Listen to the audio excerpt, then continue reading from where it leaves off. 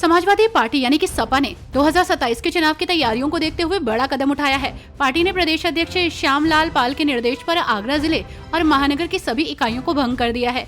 इसमें जिला और महानगर कमेटियों के साथ साथ प्रकोष्ठों की इकाइयां भी शामिल हैं। सपा के इस फैसले को पार्टी की नई रणनीति से जोड़कर देखा जा रहा है। सपा की नई रणनीति से भारतीय जनता पार्टी भी अचरज में है। अब तक कई मौकों पर बीजेपी के नेता सपा की सांगठनिक नियुक्तियों को लेकर पीडीएफ फॉर्मूले पर सवाल उठाते थे। अब उन्हें भी नए सिरे से रणनीति बनानी पड़ सकती है।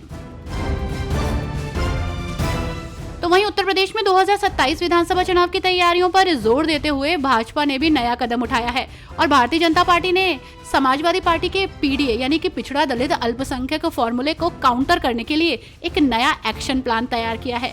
बीजेपी का ये कदम न केवल सपा की रणनीति को कमजोर करने की दिशा में है, बल्कि जातियों में बटे हिंदुओं को एकजुट कर अपनी जीत सुनिश्चित करने की भी कोशिश है। भारतीय जनता पार्टी महापुरुषों के नाम पर एक नई स्कीम चलाएगी। उत्तर प्रदेश की योगी आदित्यनाथ सरकार ने अग्निवीरों को लेकर बड़ा फैसला लिया। मंगलवार को हुई कैबिनेट बैठक में इस फैसले से जुड़ा प्रस्ताव पास हो गया। भारतीय सेना के पूर्व अग्निवीरों के लिए योगी सरकार ने यूपी पुलिस और यूपी पीएससी की भर्ती में 20% आरक्षण की व्यवस्था कर दी है। उन्हें आयु सीमा में भी छूट दी जाएगी। मंगलवार को लखनऊ स्थित लोक भवन में हुई कैबिनेट बैठक में यह निर्णय लिया गया है। कैबिनेट मंत्री सुरेश खन्ना ने विस्तार से इसकी जानकारी दी है।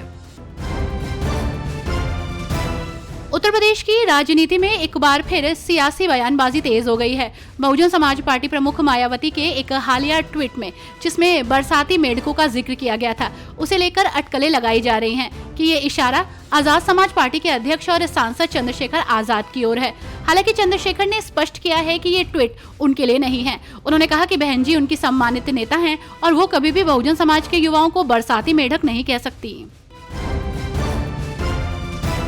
अलीगढ़ में एआईएमआईएम कार्यकर्ताओं ने ईद उल अजहा की नमाज को लेकर प्रशासन से पानी और रास्तों की किल्लत को दूर करने, ईद वाले दिन भरपूर बिजली जिले भर में देने की मांग की थी। इसके अलावा पार्टी कार्यकर्ताओं ने सड़क पर ईद की नमाज पढ़ने की अनुमति दिए जाने की मांग प्रशासन से कर दी है। पार्टी के पदाधिकारी का कहना है कि जिस तरह समुदाय के लोगों को सड़क पर कार्यक्रम आयोजित करने की परमिशन दी जाती है, उसी तरह ईद की नमाज सड़क पर पढ़ने की अनुमति दी जाए। शंकराचार्य स्वामी अभिमुक्तेश्वरानंद ने कुर्बानी पर गंभीर सवाल उठाए हैं। उत्तर प्रदेश स्थित वाराणसी में उन्होंने कहा कि हिंदुओं को चढ़ाने के लिए कुछ मुसलमानों द्वारा गौ माता की बलि दी जाती है। उन्होंने कहा कि अपने मजहब की परंपरा निभाने के लिए गौ माता की बलि देना ठीक नहीं है। शंकराचार्य ने पुलिस प्रशासन से संदर्भ में अपील की है कि किसी भी जगह पर गाय की बलि नहीं दी जानी चाहिए। बिहार के मुजफ्फरनगर में 9 साल की बच्ची का बर्बरता से रेप होने और पटना में पीएमसीएच में बेड न मिलने पर उसकी मौत होने का मामला देश भर में चर्चा का विषय बना है। यूपी की पूर्व सीएम और बहुजन समाज पार्टी की सुप्रीमो मायावती ने अब इस मामले पर बिहार सरकार को घेरा है। उन्होंने सवाल उठाया है कि बिहार कब बदलेगा। हालिया घटना राज्य की बदहाल कानून और स्वास्थ्य व्यवस्थाओं का जीता जागता प्रमाण है।